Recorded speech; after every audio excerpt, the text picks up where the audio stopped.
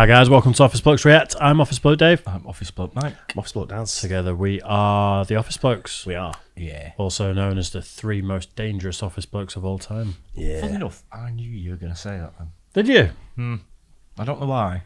I come up with them just off the top of the head. I'm like the Harry Mack of intros, off the dome, off the top. We're going to do the 5 most dangerous hackers of all time. Right. It just came up and I thought it could be a potentially quite interesting. These guys are pretty slick, aren't they, as well, hackers? Yeah. Computer hackers. Yeah. Really, really sharp, aren't they? They really are. I think there seems to be, I can't remember what, there's a name for them, but the good guy hackers, they might be called white hat hackers or something. There's a term for them anyway that I keep seeing on podcasts and things at the moment where it's like they're exposing some pretty grim individuals and some of them are like politicians that are doing horrible things on the internet. Yeah, and get them, start with them. Ethical hackers, they're called. That's the one. You should start with them and go through every country's politicians, everyone who's sitting in cabinet. They go through all them first. I mean, politician would be a full-time job, mate. Yeah, honestly. Yeah, it would. I don't have time for anyone else. Just find out everything about them, and then they'll all end up in jail. You get why, They're all the same, aren't they? When all said and done. You get why groups like Anonymous exist. You know, when you've got people like that out there, and the police don't seem to be able to do anything. So you just get a load of like very clever, techie types in a room to go. We're gonna figure out what's going on with that guy. Yeah. It's interesting. So let's get into it. The 5 most dangerous hackers of all time.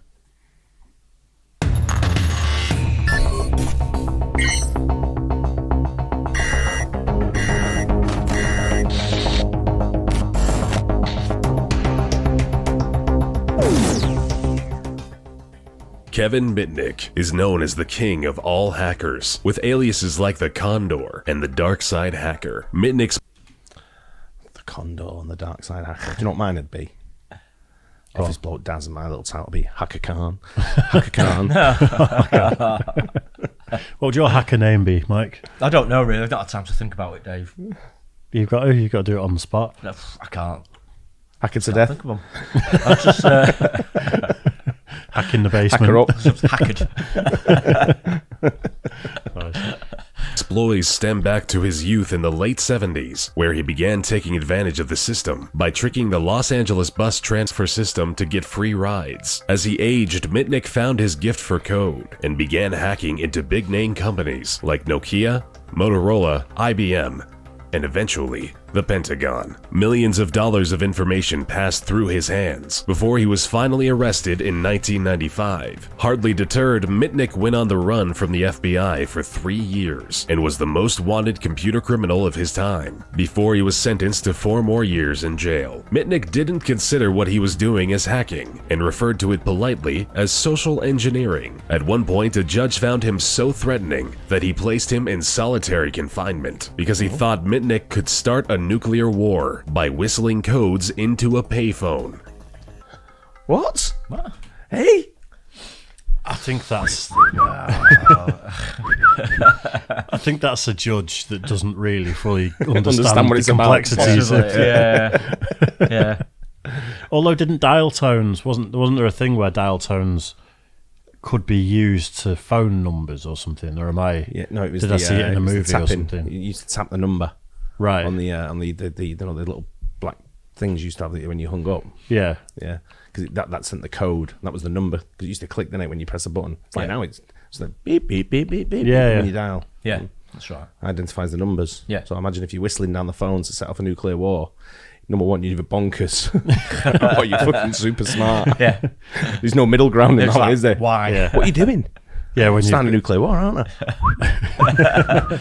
when you've got a president that needs like multiple authorization codes, people with keys at the same time, or just some nerdy guy just with a bowl full of trill, wetting his whistle. Oh dear.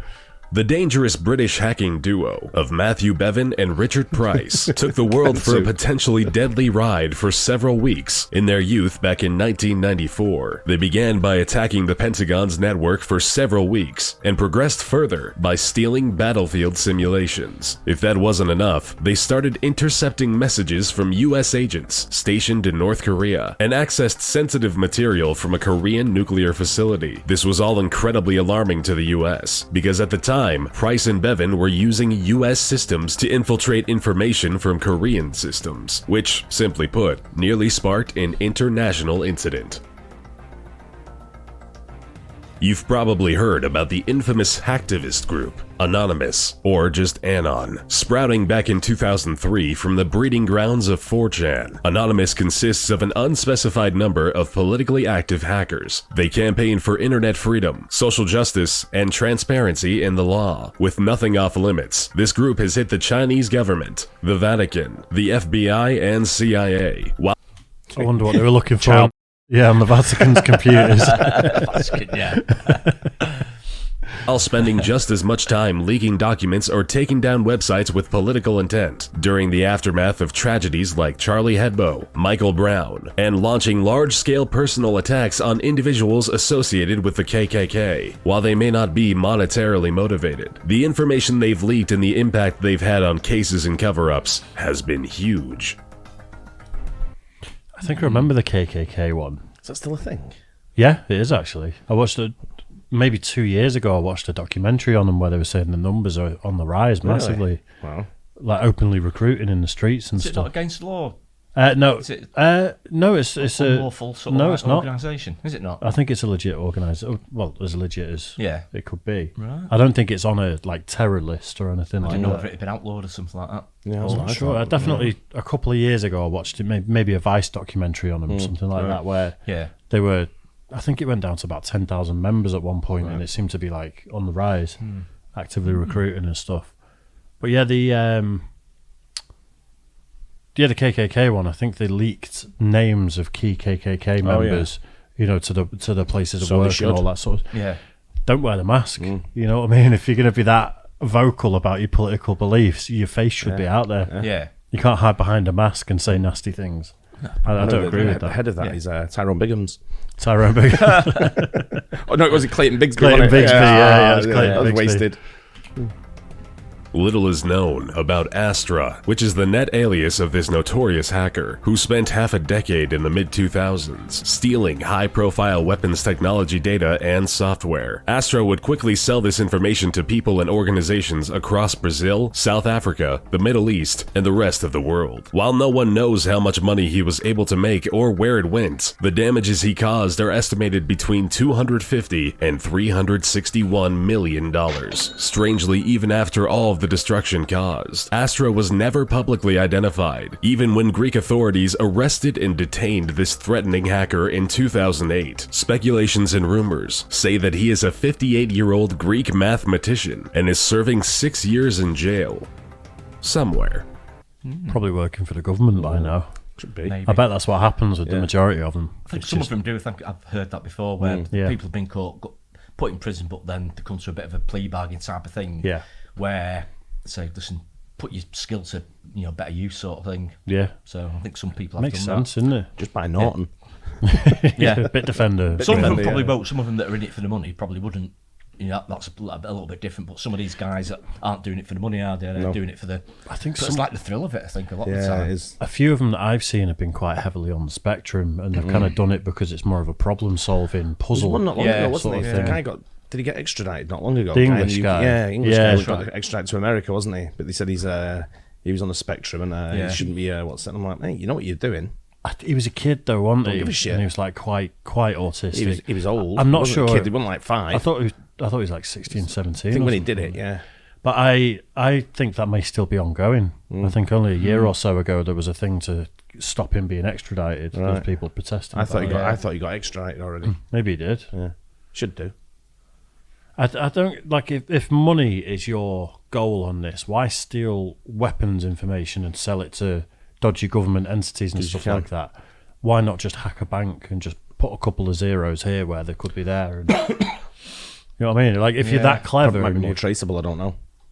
Yeah. Doing it that way. It's probably more of a challenge for them. I'm guessing. I think some Hacking of into them the probably. Pentagon and everything like that. It's just like they say it's like a badge of honour, I guess, don't they? Some of them. You should take their hands Yeah. off and sew them on the other hand. So they could Hackers. type backwards. So they'd have to type funny. Yeah, they'd have to.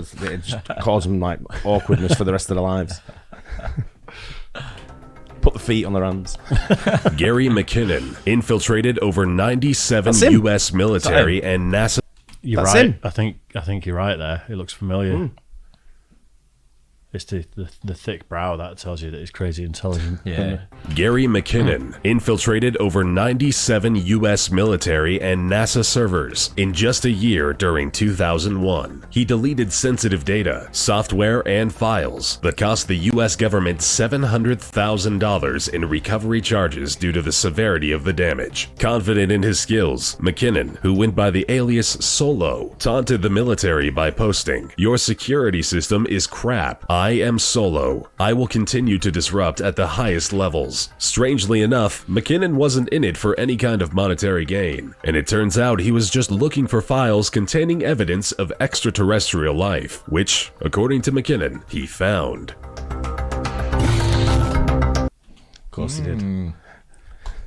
You do find sometimes that a lot of them are young as well, like teenagers. Yeah. And you think, how did he do it? You know, it's they're just a different level, isn't it? I think a lot of them, their brains just work in a slightly different way. Oh, yeah, where it's they see this code and sort of they just see a puzzle. It just makes sense to them, doesn't it? Yeah. Incredible. But, It can cause some danger, though, can't they? oh, absolutely. Yeah, it's a really, really dangerous thing to be doing, isn't it? Especially when you're getting into like the Pentagon and messing about with military stuff. It's That McKinnon guy, not at the end, ideal. he was the last. He's number one. I guess so. Oh, I'm sure there's more dangerous ones out there, but I guess loads of them I've probably never heard of. You know, like Probably not been caught if yet. they've not been caught, they probably go. Yeah. The clever ones probably go by 10 or 12 different aliases and just you know do all types. You're probably of stuff. always going to get them, aren't you? So whereas that last one, he just goes by one.